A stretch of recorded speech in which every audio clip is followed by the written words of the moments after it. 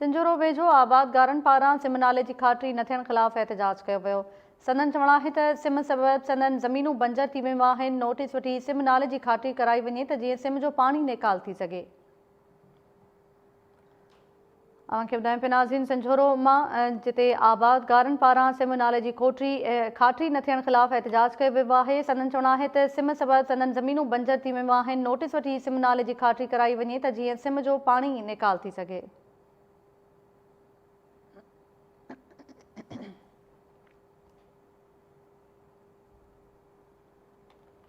सिंजोरो मां time news जो reporter अनीस लगारी असां सां टेलीफोन लाइन ते मौजूद आहे। जी अनीस लगारी, कहिड़ा तफ़सील आहिनि?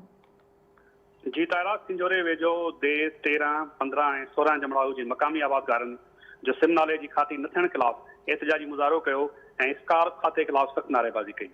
सिम नाले S3L जी खाती न थियण ख़िलाफ़ मक़ामी आबादगारनि असदुल्ला मरी, राज़ी खान मरी, गुलाम शबीर जट, अली बख्श बिरोही, बचल चांग ऐं ॿियनि आबादगारनि एहतजाज कंदे चयो त असांजूं ज़मीनूं 11-12 सालनि खां वठी सिम नालनि जी खाती न थियण करे ग़ैर आबाद बणिजी वियूं आहिनि, जंहिं सबबि असां मुआशी बदाली जो शिकार थी विया आहियूं ऐं असांजा बचा बुखू कटण ते मजबूर थी विया आहिनि।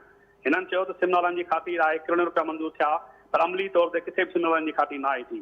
हिननि सिंध जे वॾे वज़ीर, आपाशी खाते जे सूबाई वज़ीर, चूंडल नुमाइंदनि समेत DC सांगड़ सां मुतालबो कयो त फौरी तौर ते सिम नालनि जी खाती कराए असांजी ज़मीननि खे बंजर थियण खां बचायो वञे। जी ताहिरा, महिरबानी अव्हांजी अनीस लगारी तफ़सील ॾियण लाइ।